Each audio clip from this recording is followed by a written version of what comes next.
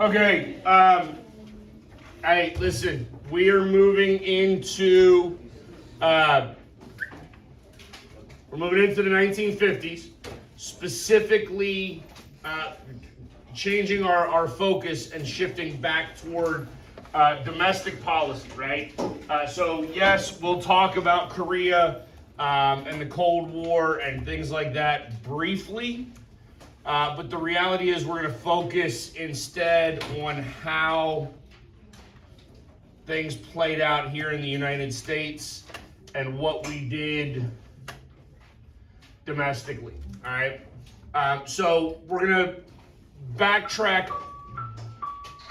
At this time, senior teachers and senior students, please go down to the big gym for your panoramic picture. Once again, senior teachers and I'm not students, please make your going. We way got down things the to big do. gym I'm sorry. For your panoramic picture. Thank you. I'm sorry. I got things to do. Can't go to that. Okay. We do have to back up a little bit. Okay. So again, because I teach history sort of non-linearly. Go. All right.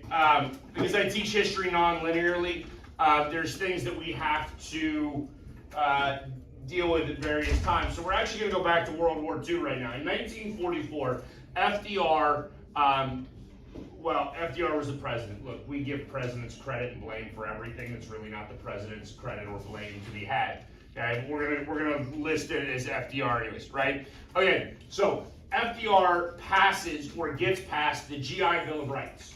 Okay, this is aimed at providing opportunity and incentive and basically a huge thank you to all of the men and women who served in World War II. Okay? They actually create the VA, which is the Veterans Administration, that is now a cabinet level position, right? And they're going to carry out these responsibilities, right? Or these Bill of Rights. So now, if you are a veteran, you get to go to college, for instance, which I'm going to be honest with you, a lot of people in the 1940s were not really okay with that. In the 1940s, college was reserved for rich folk. Okay? Average normal people did not go to college. They did not need a college education. They went to work in some sort of industry or factory or farm or whatever, in which a college education was completely unnecessary. It was very elitist, and now, because anybody can join the military, we're going to allow any military member to now attend college. College is no longer elite. All right? And why would you not ask last period when you had a sub and work literally did nothing? Put people in the bathroom. You know how I know you had a, you know how I know you had a sub and did nothing? Because it was your sub. It snowed in that bitch, baby. Now you're making me stop, Georgie. This is why I hate teaching school. Also, you can get a PP pass. Thank you. Like we're 6 years old. I appreciate it. When you go to actual college, yes. Yeah, You're an adult.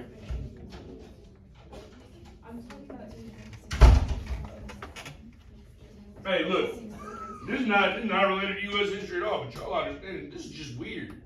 Like, y'all ought to realize and recognize that this is just weird.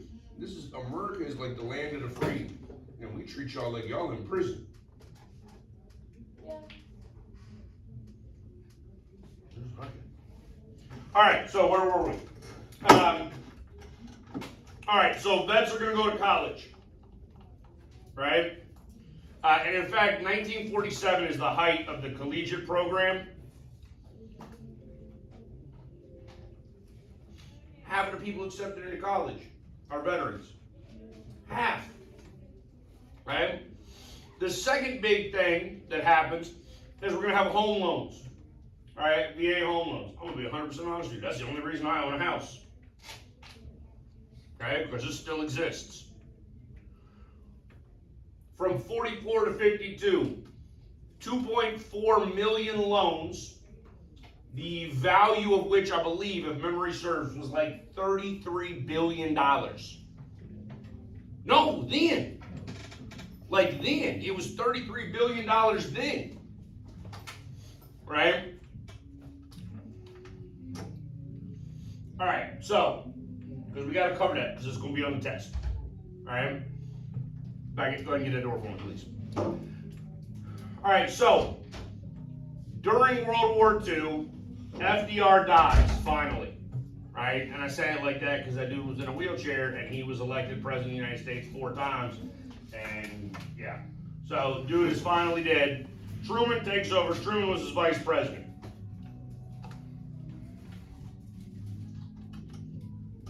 Alright? And at the beginning of Truman's presidency, because we've already covered the Cold War, we know that there's competition for resources, and it's all of that. And then this should be reviewed, right? We have the Iron Curtain that drops, right? And we have the Soviet Union controlling everything to the east, the democratic capitalist nations of England, France, and the United States controlling everything to the west. So again, containment policy. This is our domestic. This is our policy now, right? And if it becomes a domestic policy, I need you to understand because we'll get to it, right? We don't really talk about like the next Red Scare, right? We're gonna be just deathly afraid of communism in the United States yet again, right? Because I don't know. I don't know why Americans are so afraid of communism. I mean, I guess because they thought it was a legitimate form of government. It is not a legitimate form of government. It fails everywhere it's ever been tried. And if you think that communism works, you do not understand mankind. Alright? The reality is communism is theoretically perfect if you detract like human nature from the equation. Okay? If people were not involved, communism would be perfect. Alright? But people are competitive and people don't want to just get the same as everybody else. Hey, none of you woke up this morning and were like, today, I would like to be average. Okay? Alright? So again, we're afraid that if communism falls in one place, it's domino effect, it's the domino theory, that was on the last test, blah, blah, blah, blah, right? All of a sudden, Canada and Mexico would be communist, and then we're screwed. Okay? This is going to lead to some significant economic aid going to foreign nations. Now, why does that matter domestically? Anybody want to venture a guess? You get that to stop. The music? And whoever's singing. I don't know what Miss Brenner's doing next door. I can't. You want me to like? I don't know. They're doing like the '60s, I think. Maybe. No, that's past the '60s. I don't know. Whatever. All right. Here's my question for you though. Right? If the United States is sending so much money overseas, does that matter domestically? Yeah. Why, Georgie? Because Americans come first. Isn't it because we're doing that? So there's economic issues to that. I need you to understand that government has a finite amount of money, right? Finite, the opposite of infinite. So there's a limitation on the amount of money that the government can spend. If the government is spending that money in Turkey and Greece fighting communism, what happens domestically? Right? We're gonna have some issues with domestic programs. And again, that's all. There we go. That's what this is what it gets to, right? Because I need you to realize, like, we're going to connect 3 or 4 dots here, right? We know that we had the boom of the 1920s, right? Then we had the stock market crash in 1929. Then we had the Great Depression, yes? And during the Great Depression, government did all of the things. It did all of the things to try to fix the Great Depression, and it failed miserably at all of the things. Nothing that the United States government did during the It's okay. Nothing that the United States government did during the 1930s fixes the Great Depression. None of it. None of it. None of it. If that is a question on the final, that's sometimes a star question, right? Like, Sorry, stop. Is somebody being like abducted over there? Is that like an Amber It's Alert? because it like died and now it's coming back to life. I don't know. We're using like, what is that thing called? A defibrillator on your computer? It should be done. Okay, if you say so. Yeah. All right, so where was I? So on a final exam, on the STAR test, right? Whatever. And what ends the Great Depression? World War II. That's it. Hard stop. That is the answer. Period. Done. Okay? Because World War II necessitates massive increases in production. And the United States government is going to turn industries into wartime industries. And I think we talked about this with World War II at least a little bit, right? We take things like the Ford Motor Factory, right? And what does Ford start making? Because they stopped making cars, right? They make tanks or airplanes or whatever, right? They're making military grade vehicles. Now, that's all well and good, right? We have a massive economic boom as a result of the war, and then the war is over. And what do we do?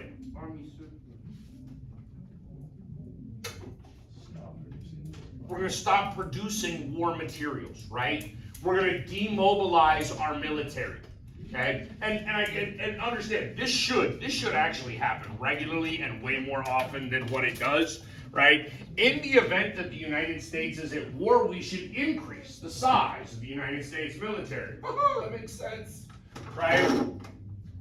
And then, when not at war, we should decrease the size of the United States military. Because we're not at war, right?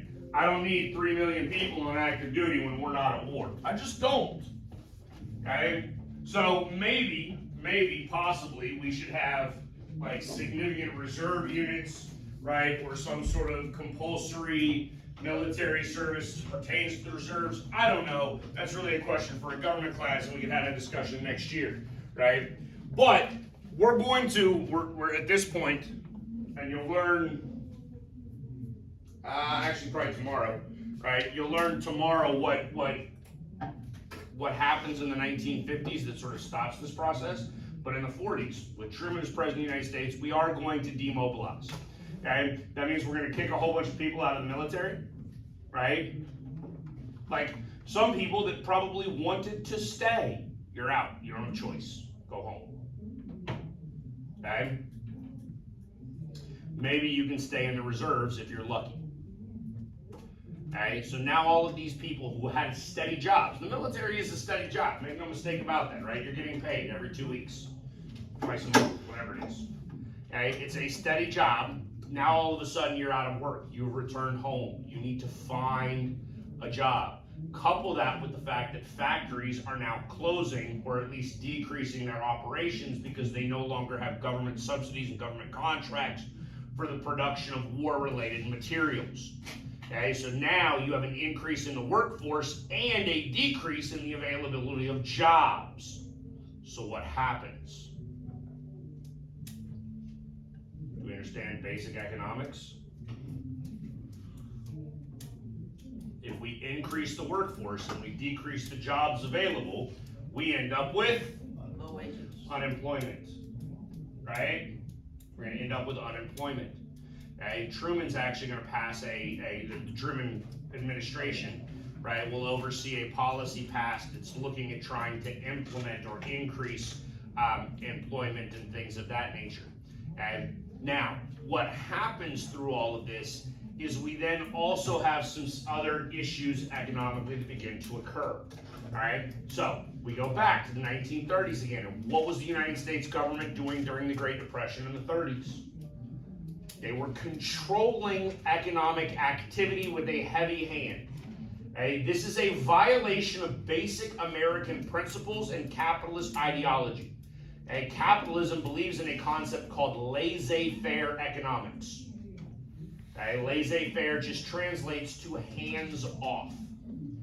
In a true capitalistic economic sense, right, the value of a good is decided by the two people engaged in the transaction. Okay? So if I want to buy Maddie's water bottle, right, I can purchase it only for whatever she is willing to sell it for, and she can sell it only for as much as I'm willing to pay. But it is based entirely upon the two of us. Okay? This is not what was happening in the 1930s. In the 1930s, the United States government was dictating all sorts of things.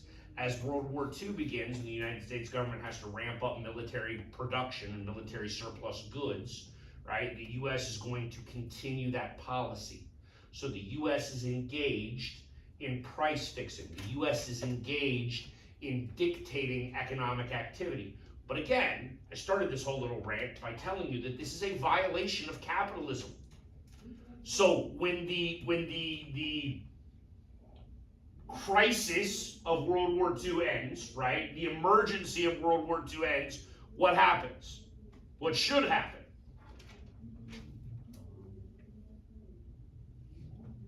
Here's the thing, and I want you to understand this, right? It should strike you as completely normal that in an emergency, the government would utilize powers that they don't really have in order to, like, deal with the emergency, yes? Okay? So emergencies and emergency powers are a common thing within government. When the emergency ends, what should government do? Use the power. Stop using that power. They should. Do they do that in the 1940s following the end of World War II? Yes. Well, at this point, our government is still somewhat decent. Okay? All right? Our government is somewhat decent. So, during the Truman administration, right, we're going to return control of wages and prices, and basically all economic activity is going to return to the control of the economy itself. Okay? Because again, basic capitalistic theory says that the economy will self-regulate. Okay? What that means is that the economy will fix the correct price for labor, for goods, for everything by simply allowing enough people to participate and engage for themselves. Yes? Okay? All right, hopefully you'll learn more of this next year in economics class. All right, but the basic idea here is that if we're gonna go back, so during the 30s and then into the 40s, right, the United States government creates things, they dictate things like wages, right? These factories must pay, and we're just gonna throw out a round number to try to make this even, right? Have to pay $10 an hour. You all right? Oh, Yeah. Silva. Yeah, Silva. All right, gotta pay $10 an hour. Okay? After the war is over and we're going to allow businesses to determine for themselves how much they're going to pay, right? What happens? Now people have to negotiate labor prices. Okay? The reality is you're gonna find people willing to work for less than $10 an hour, coupled with what other effect that we just talked about? Unemployment, right? See, now this is where this begins to get dicey within a true free market capitalist system, right? Because when you have high unemployment, and then you have capitalists, people that have the jobs, being able to dictate prices, wages themselves, right? How much they're going to pay. Now, if they have one job and there's a whole bunch of people competing for that job, what happens to the wage for the job? It goes down drastically, right? Here's the thing, if I needed somebody in this room to wash my truck, like that's the job that I need done, and I was willing to pay you $100 to do it, how many of you gonna wash my truck for $100? Surprised by I figured everybody's hand would go up for $100, right? That's like an hour's worth of work. You can wash a truck in an hour. Like, if you think you're worth more than $100 an hour, you and I need to have a conversation. Because I need to know what you're doing in life to make you think you're worth $100 an hour. Alright? How many of you would do it for 50? 40? 30? 20? Maddie, you the only one to hand up? $20 it is. Right?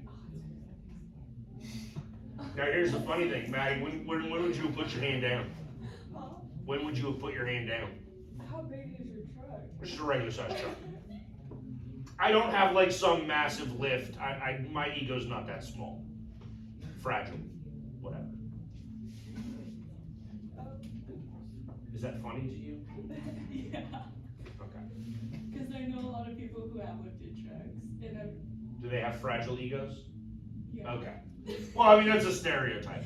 What would you just a normal like Chevy Silverado? Okay, what was your question? How much would you wash it for? Like what would have been the lowest price you would have gone?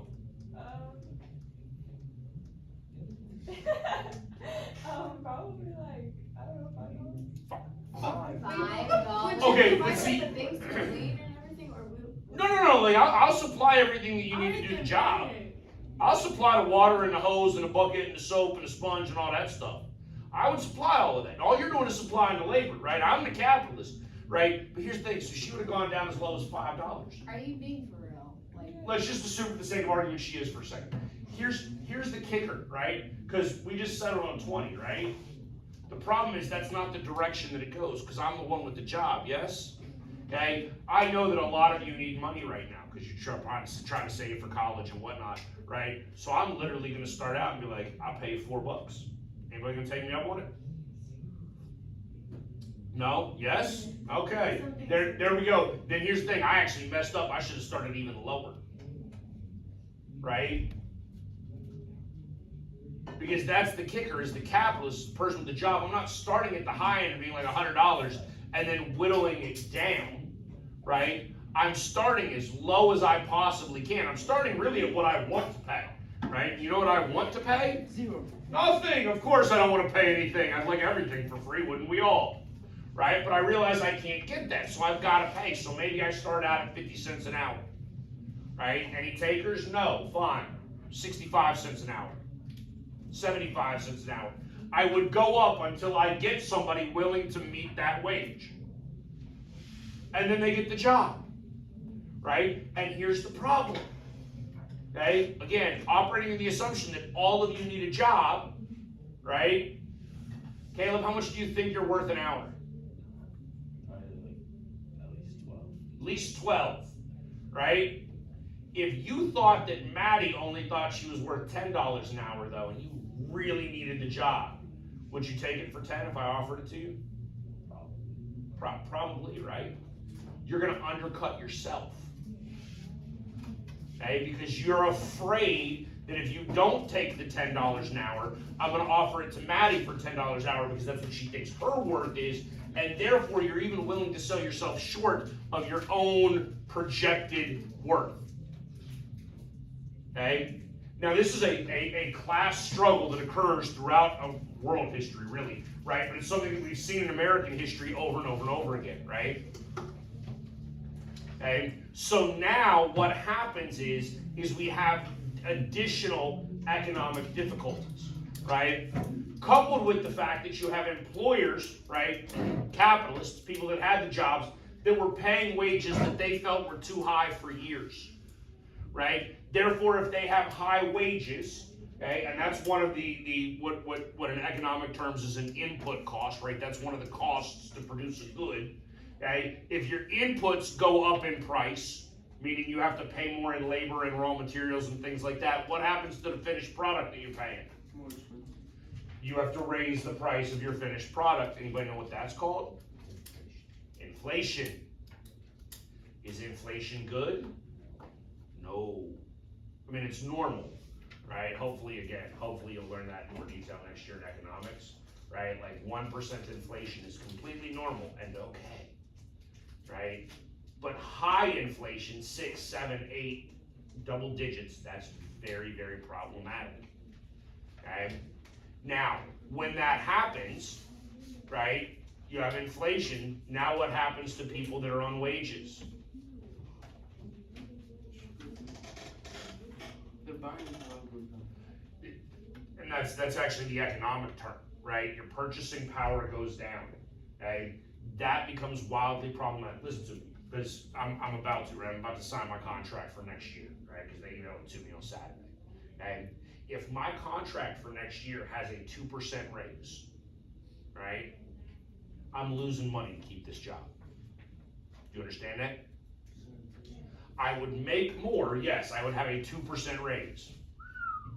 The problem is, we're currently at like 3 or 4% inflation, okay? That means that if inflation exceeds my raise, the amount of goods that I can actually purchase next year will decrease, meaning that my economic viability, right, my economic opportunity decreases.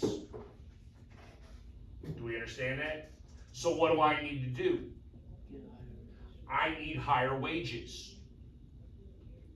And except, can I get higher wages when there's significant unemployment? No, because people are willing to undercut me.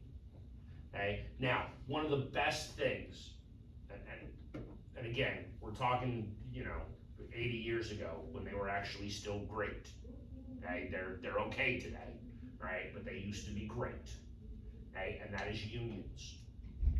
And because unions create cumulative power amongst workers that allow for things like collective bargaining, right? That way, if Caleb thinks that he's worth 12 and Maddie thinks that she's worth 10, if they are working together and they explain all of that to each other, right, they can come to a consensus as to what they should make, and Maddie's probably gonna make more than she even thinks that she's worth, right? Because she's not gonna have to undercut Caleb or other people that she would be in competition with in order to get this job in the first place, all right? So by the mid-40s, right, basically when the war ends and all of this is beginning to unfold, we're gonna have significant labor strikes.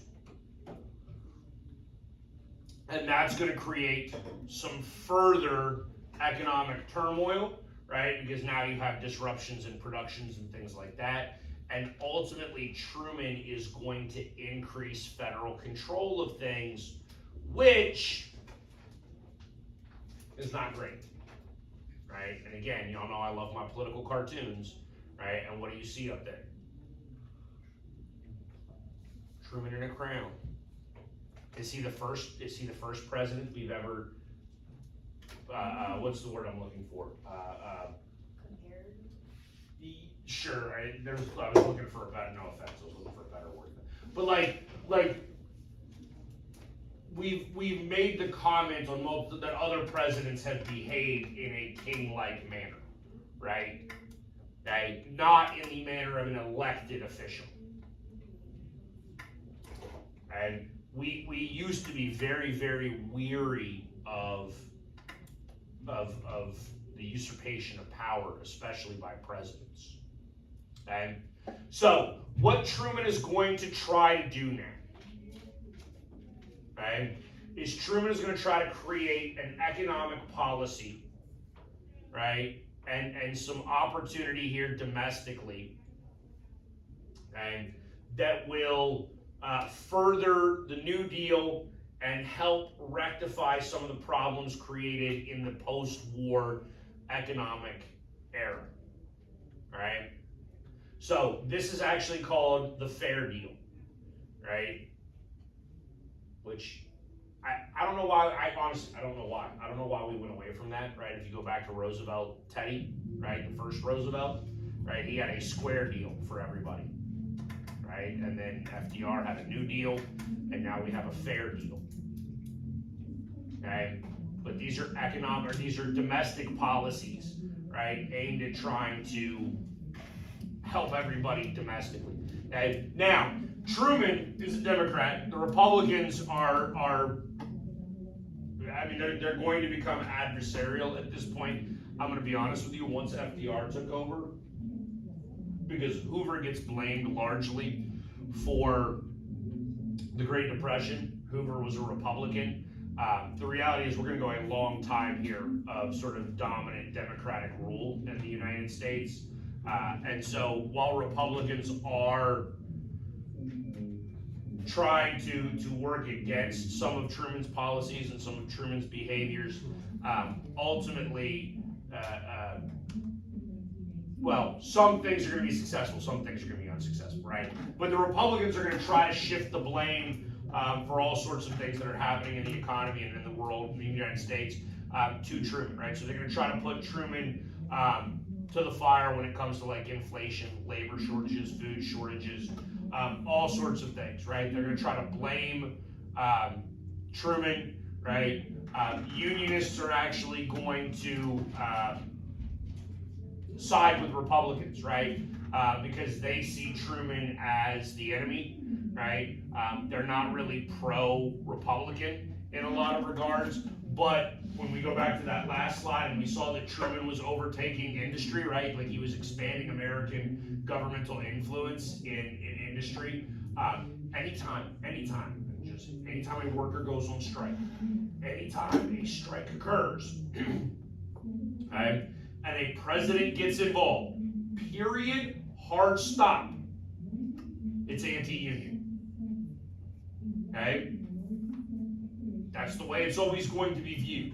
And the reason for that is because the capitalist wields the power in the first place. Okay? The capitalist is the one with the job, with money, with wealth, with everything that they need in order to succeed. The labor only has labor. Okay? And so all they can really do is in unions, they can collectively bargain for better working conditions, better benefits, better wages, things like that. If they go on strike and then the president steps in and mediates in any way, right, the union is going to look at that as being a attempt to limit their power, because that's really it. That's all they've got. That's it. Okay? Unions, for the most part, the only actual power that they have is to strike. That's it. Okay? Yes, when they're at the negotiating table, they can negotiate collectively for better wages and better benefits and things like that. But if they're not getting what they want, the only option they have is to strike. That's the only power that they have. And if they go on strike, and then the government gets involved in order to try to reopen that industry, right, that is limiting the power and the authority or the opportunity of the strike. And because the idea behind the strike is to actually grind everything to a halt and make things significantly worse, right? Because I need you to understand, if you are a laborer and you are surviving off of ramen, right? Like you're eating the 10-cent packets of ramen for breakfast, lunch, and dinner, right? And that's all you can afford to eat, okay? First of all, you already pretty hungry. Okay? Your willingness to go without work and without food, okay, in order to try to create a better opportunity for yourself is going to be pretty high. You are willing to deal with the fallout of not working in order to try to create a better situation for yourself. Okay? Strikes generally do not hurt capitalists immediately because, again, they have wealth in reserve. Right? So if they have wealth in reserve, they can sit back and wait out a labor strike. Okay? You're not going to make the capitalist feel economically insecure a day into a labor strike. You're just not. You have to be willing to do that for the long haul. Okay? And once the government gets involved to mediate and shorten the amount of time of the strike. That's detrimental to the union, right? So as Truman does that, unionists are going to be like, well, we can't support Truman now. We can't support the Democratic Party. The enemy of my enemy is my friend, and I will support Republicans. Okay? So in 35, FDR, amongst the various New Deal things that he did, created the National Labor Relations Act, and which basically allows people to form and join unions, right? And unions become incredibly powerful, right? This is, again, an attempt at trying to limit a growing wage gap and income and economic inequalities, right? So as we're making connections here, we go all the way back to the Gilded Age, and what happened in the Gilded Age?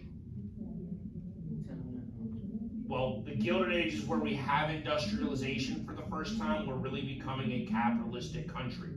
Prior to the Gilded Age and industrialization, the United States was really like I mean, it was damn near a barter system. Do you understand? Like if you're talking pre-Civil War, if you're a frontier farmer, right? Like you're growing your sustenance farming, meaning you're growing food for your own consumption, and hopefully you have a little bit left over, right? That maybe you turn some of that corn into mash, into bourbon or whiskey, right? You take some of it to market and sell it, right, in order to pay your taxes, and then whatever you have that you've got extra of, right? Maybe you trade it for things that you came up short on, right? But that's a barter system where you're trading more than like utilizing a currency. Now, granted, we had currency back then, right? We're still a capitalist country, but it's on such a small scale. It's not like it is with industrialization, right? Where now you have capitalists who are the actual people that own the industry, that own the plant, that own the factory, that own all of the means of production, right? That is all theirs. They go out and hire labor in order to create a product that they can hawk and market for a significant profit. Okay? And so here's the thing, even if you assume for the sake of argument that labor and capital share in the profits 50-50, maybe they do, right? I don't think that's true, but let's just assume for the sake of argument, maybe they do, right? It's a 50-50 split, okay? The problem is if I got one capitalist that owns the factory and 100 workers in the factory and we split the profits 50-50, right? You got $200 worth of profit. I make 100 as the capitalist, right? I got 100 workers. How much do they each make in profit? $1. $1.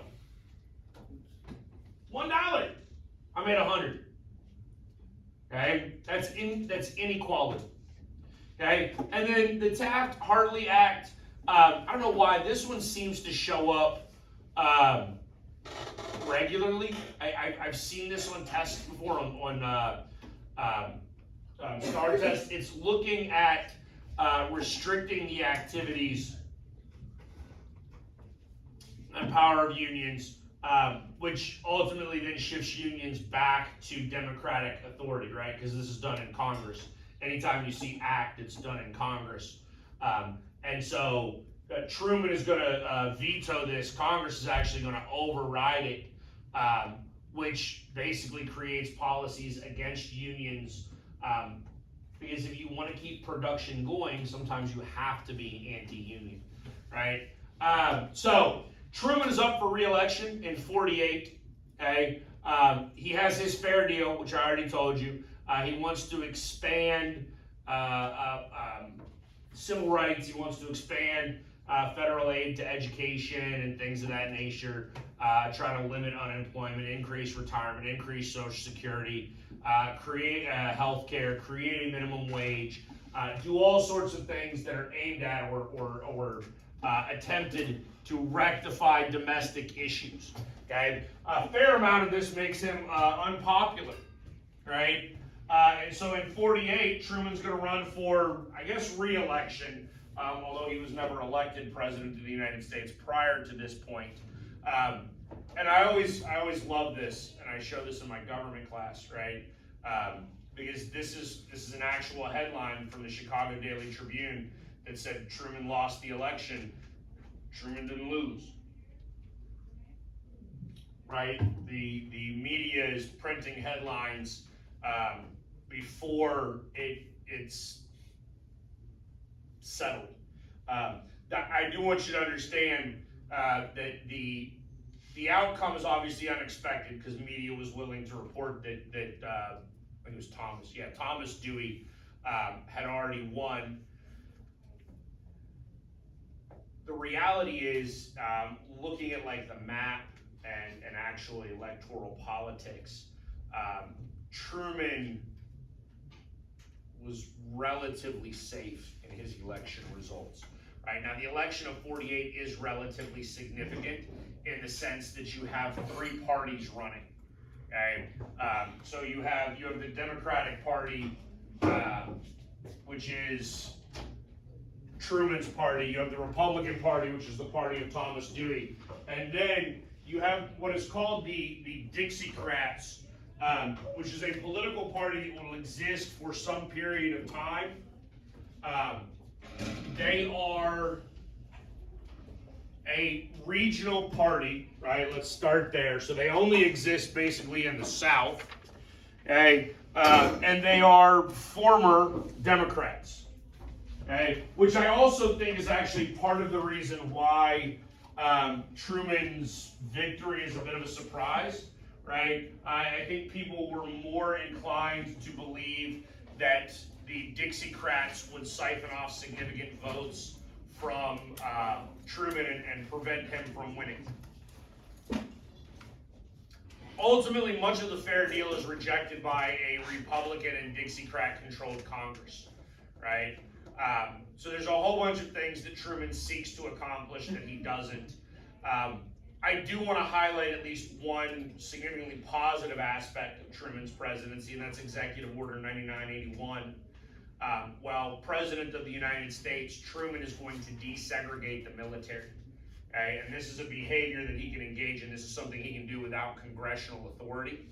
Right? He doesn't need Congress to dictate what he does with the military because his commander-in-chief, it's his military. If he wants blacks and whites to be in the same unit, he can do that. Okay? Prior to this point, even through World War II, blacks and whites did not serve together in the United States military. There were black-only units, white-only units.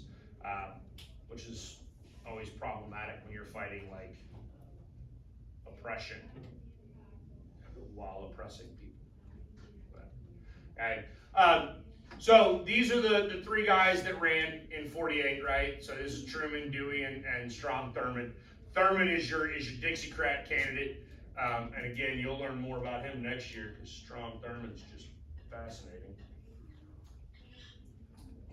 Third parties can have an outcome on the election, but I mean, if you're looking, Truman is successful pretty much everywhere. He comes real close to 50% of the total vote. Okay, Dewey gets 45%. The reason that Strom Thurmond is so low here at 2.4%, even though he obtains actually a number of electoral college votes, is because Strom Thurmond was not even on the ballot everywhere, right? The reality is the Dixiecrats could never win, would never win, because if you go and look at like California, for instance, which has 25 electoral college votes, I want to say California was like 60% Dewey, right? And 60% Truman, 40% Dewey. Strom Thurmond's not getting a single vote out of it, right? Even when you look at Tennessee, which would have utilized some sort of district method, right? Because Strom Thurmond's capable of getting one electoral college vote basically in Memphis, right? In the Memphis suburbs, right? Not really a viable candidate, okay? Since we're in 48, I do also want to explain this to you because you ought to be aware, because you live in Texas, and it's just sort of fascinating. In 1948, we had a Senate election, and in the Democratic primary in Texas, right, and again, as you're looking here, right, we see Truman as a Democrat, and Texas went blue, yes? Right, so Texas is a Democratic state. Okay, there's a guy named Lyndon Baines Johnson who is running for Senate out of the state of Texas. He loses the election by like 70 votes, okay? The primary election. Loses the primary election by 70 votes. All of a sudden, like a week later, 71 votes show up for him. Okay? And he wins the primary, and then he goes on to win a Senate seat for the state of Texas in 1948. And we now know with 100% certainty that all of those votes were fraudulent, and he cheated. Okay? And I bring that up for a couple of reasons. One, that dude will eventually go on to become president of the United States. Okay? And two, just understand that, voter fraud has happened in the United States before. All right. So this is actually probably a decent place to start or stop. Okay. We'll get into Eisenhower and Eisenhower's presidency tomorrow, and then we'll talk about some of the counterculture aspects of the 1950s as well, because now we're fully entrenched into the 50s. All right.